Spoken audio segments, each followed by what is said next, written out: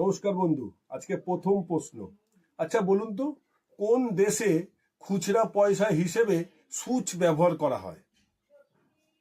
Nigeria.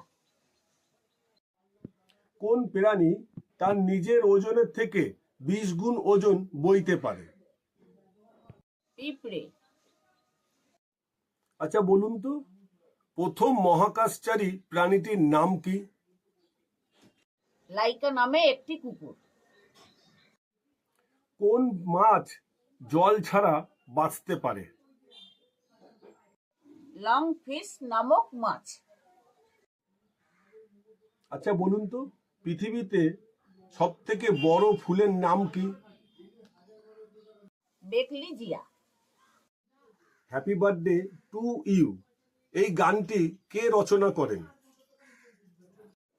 Dildar patty hill. Taj Mahal নির্মাণের প্রধান কারিগরের নাম কি? ওস্তাদ ঈশা খাঁ। টুথব্রাশ কে আবিষ্কার করেছিলেন? উইলিয়াম অ্যাডিস।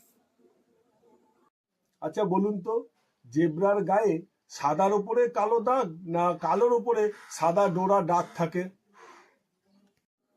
সাদার ওপরে কালো ডোরা দাগ থাকে।